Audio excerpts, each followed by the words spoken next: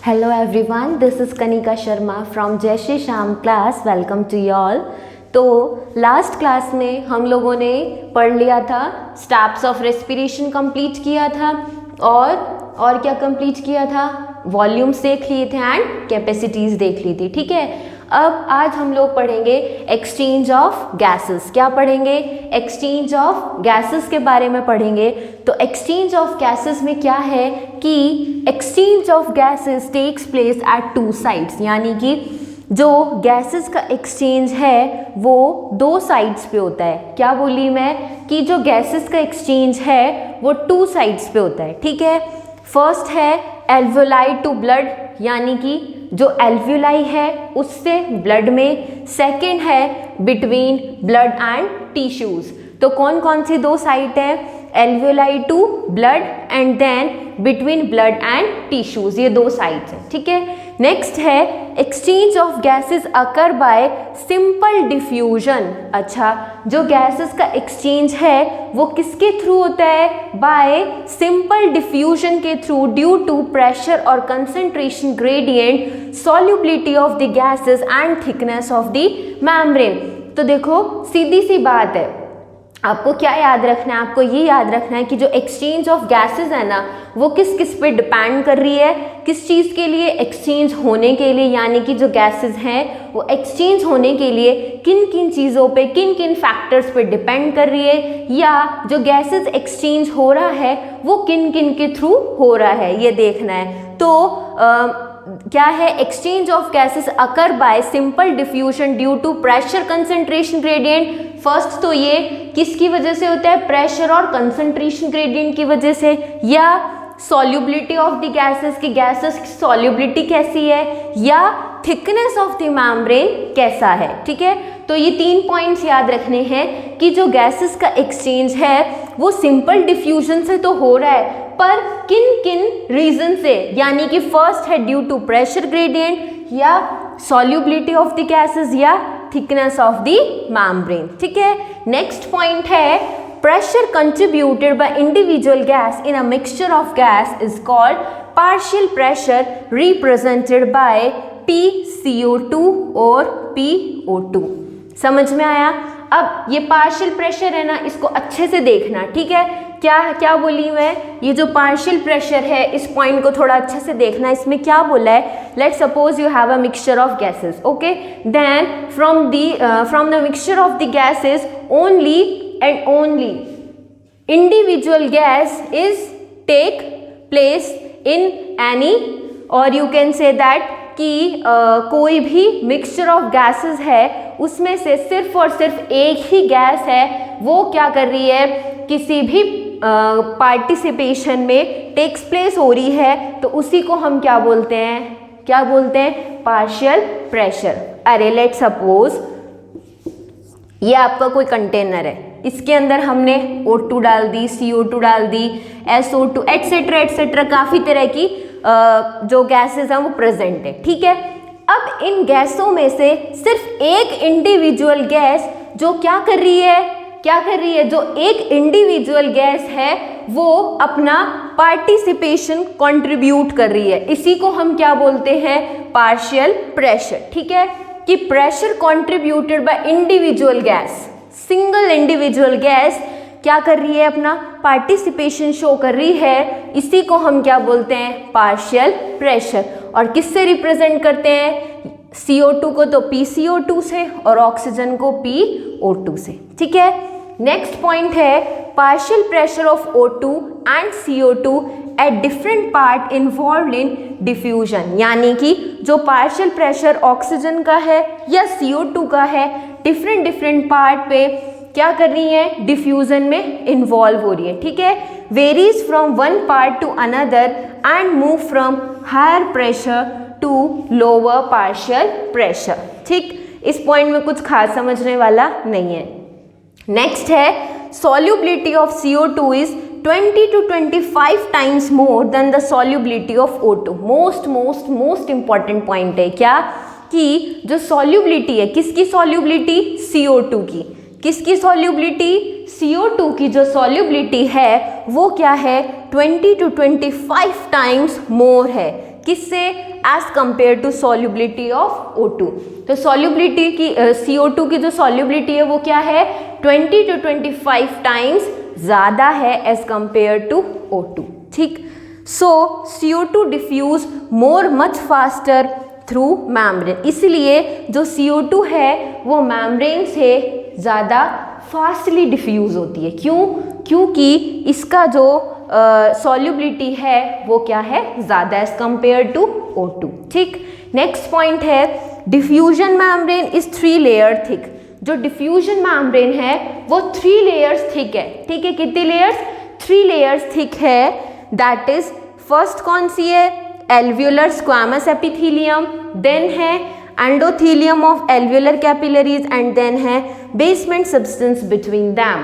कौन कौन सी 3 लेयर्स हैं? बताओ ज़रा। डिफ्यूजन मैम्ब्रेन की 3 लेयर्स होती हैं जिसके थ्रू वो थिक है। तो 3 लेयर्स कौन कौन सी हैं? फर्स्ट तो है स्क्वामस एंड क्या है? Alveolar squamous epithelium. ठीक है, नेक्स्ट है एंडोथेलियम ऑफ एल्वियोलर कैपिलरीज और the third one is basement substance between them. वापस से याद करो 3 लेयर कौन कौन सी हैं? फर्स्ट है alveolar squamous epithelium, then endothelium of alveolar capillaries and the basement substance between them. ठीक है, तो यहाँ तक हम लोगों ने अभी तक इस पॉइंट को पढ़ा कि भाई सॉल्युबिलिटी है वो CO2 की ज़्यादा एज कंपेयर टू O2। अब हम लोग नेक्स्ट पढ़ेंगे ट्रांसपोर्ट ऑफ गैसेस। तो transport of O2 and transport of CO2 के बारे में देखेंगे। हाँ, तो अब नेक्स्ट है ट्रांसपोर्ट ऑफ गैसेस। तो देखो जो ट्रांसपोर्ट है गैसेस का वो किसके थ्रू होगा? नॉर्मल सी बात है, ब्लड के थ्रू होगा, है ना। कोई भी मीडियम तो चाहिए ना किसी चीज़ को ट्रांसपोर्ट होने के लिए। तो क्या है यहाँ पे? मीडियम ब्लड है। ठीक है, तो blood is the medium of transport for O2 and CO2, यानी कि जो ब्लड है वो आपका मीडियम है किस चीज़ के लिए?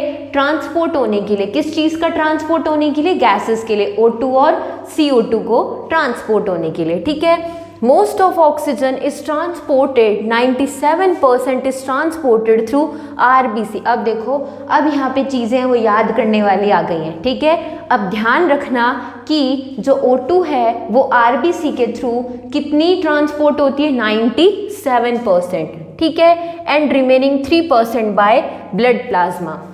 हुई क्या ये लाइन याद कि जो ऑक्सीजन है वो 97% किसके थ्रू ट्रांसपोर्ट हो रही है? ब्लड के थ्रू। ठीक है, और जो 3% है वो किसके थ्रू हो रही है? ब्लड प्लाज्मा के थ्रू। ठीक है, नेक्स्ट पॉइंट है कि 20 to 25% of CO2 is transported by RBC। O2 तो कितना हो रहा था? 97%। यहाँ पे CO2 ब्लड के थ्रू कितना ट्रांसपोर्ट होगा?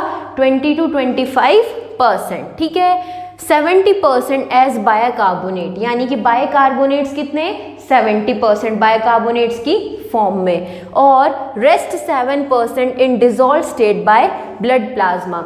और जो रिमेनिंग 7% है वो किस फॉर्म में होगा? Dissolve state in blood plasma की फॉर्म में।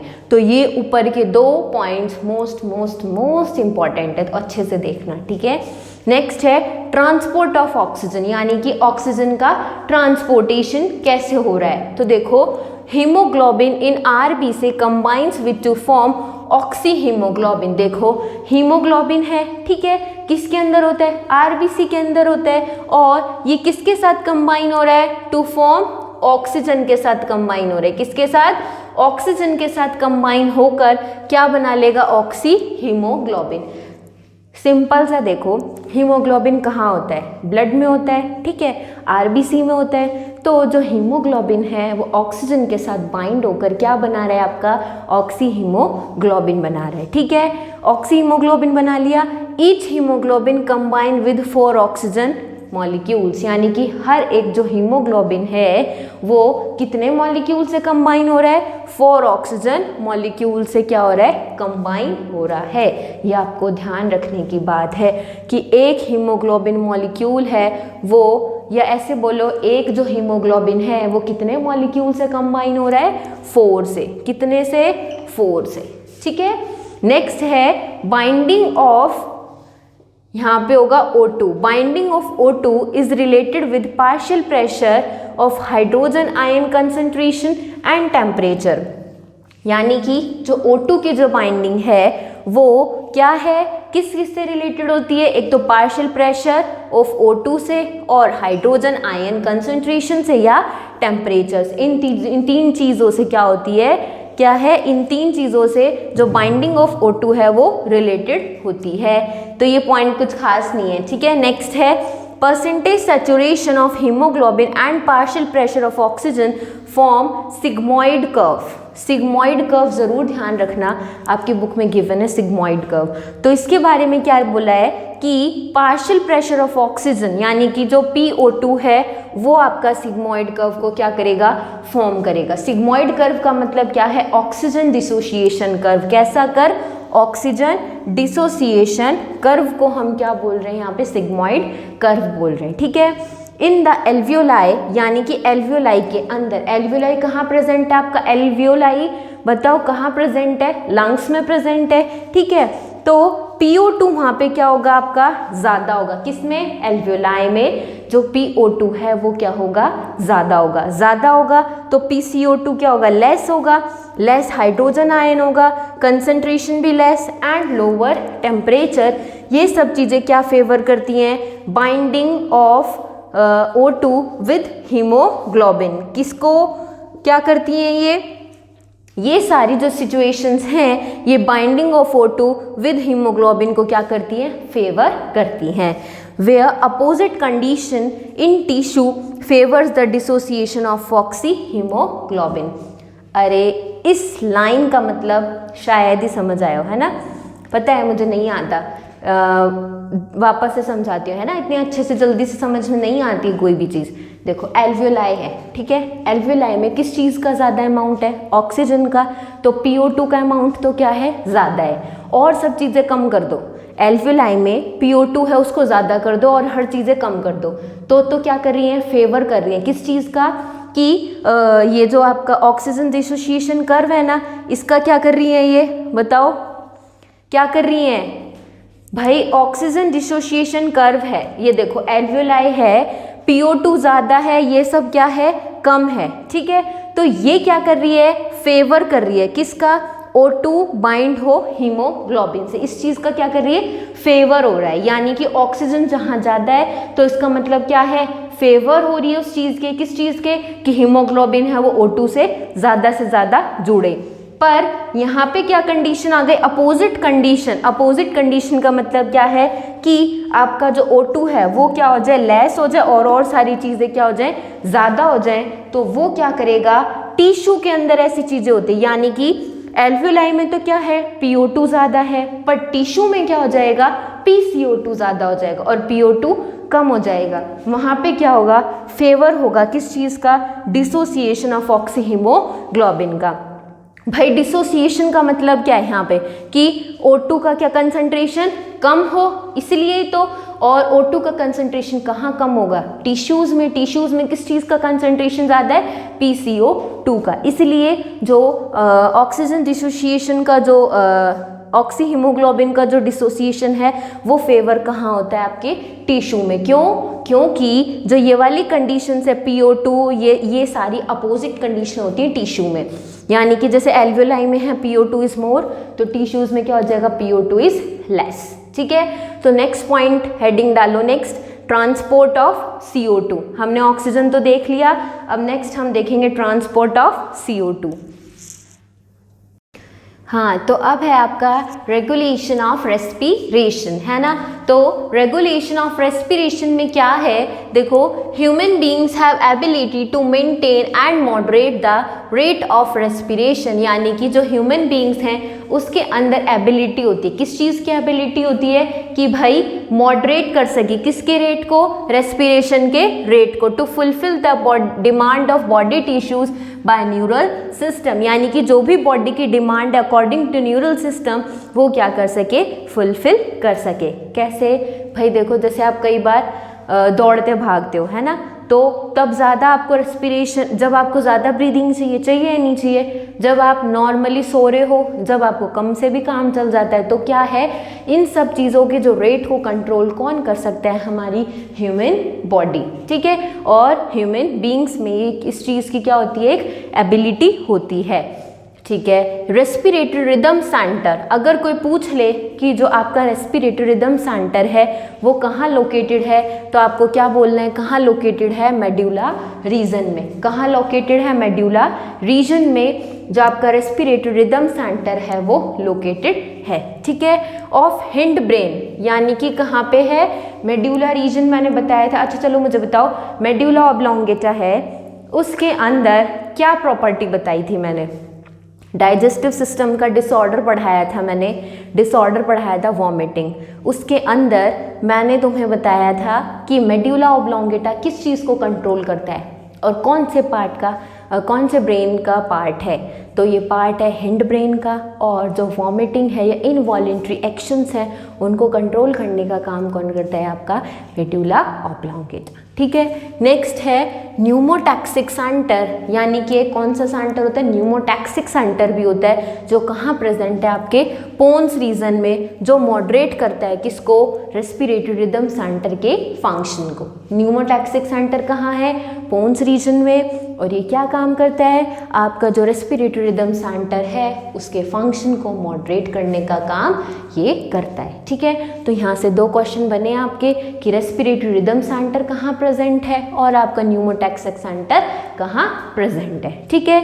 नेक्स्ट है आपका कीमोसेंसिटिव एरिया, कौन सा एरिया, कीमोसेंसिटिव एरिया। इसमें क्या है, near rhythm centre is highly sensitive to CO2, यानी कि ये कहाँ प्रेजेंट है, रिदम सेंटर के पास में ही प्रेजेंट है, और इसका क्या है कि सेंसिटिव होता है बहुत ज़्यादा किस चीज़ के लिए, CO2 के लिए और हाइड्रोजन आयंस के लिए बहुत ज़्यादा क्या है, ये सेंसिटिव है, ठीक है।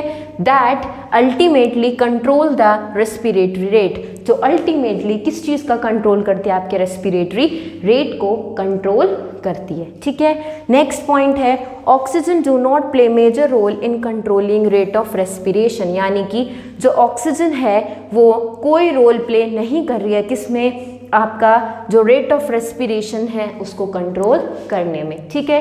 तो यहाँ तक तो आपके नॉर्मल मतलब चैप्टर का था। अब फंक्शंस देखते हैं रेस्पिरेशन के, कि जो रेस्पिरेशन है उसके फंक्शंस क्या क्या हैं। तो एनर्जी प्रोडक्शन, यानी कि हमारी बॉडी में कोई एक्टिविटी हो रही है वैसे फालतू की नहीं हो रही है, रेस्पिरेशन भी हम कर रहे हैं। तो इस चैप्टर के इनिशियली मैंने बताया था किस चीज़ के लिए हो रहा है, वो आपकी बॉडी में एनर्जी प्रोडक्शन के लिए हो रहा है, ठीक है। नेक्स्ट है maintenance of acid base balance, यानी कि एसिड बेस जो बैलेंस है उसको मेंटेन करने के लिए ये काम हो रहा है, किसका, रेस्पिरेशन का। नेक्स्ट है मेंटेनेंस ऑफ टेम्परेचर, यानी कि टेम्परेचर का भी मेंटेनेंस कौन कर रहा है, आपका ये बॉडी के अंदर रेस्पिरेशन के थ्रू हो रहा है। नेक्स्ट है return of blood and lymph, यानी कि जो ब्लड एंड लिम्फ है उसका भी क्या हो जाता है, रिटर्न। यानी कि ये पॉइंट थोड़ा ऐसे अजीब सा है, इसको याद मत करना, ये 3 पॉइंट्स याद कर लेना, ठीक है। क्या कि फर्स्ट है एनर्जी प्रोडक्शन हो रहा है, सेकंड क्या है maintenance of acid base balance है, थर्ड पॉइंट क्या है मेंटेनेंस ऑफ टेम्परेचर। ये 3 पॉइंट आपको याद रखने हैं, ठीक है। तो आज की क्लास अपन यहीं कंप्लीट करेंगे।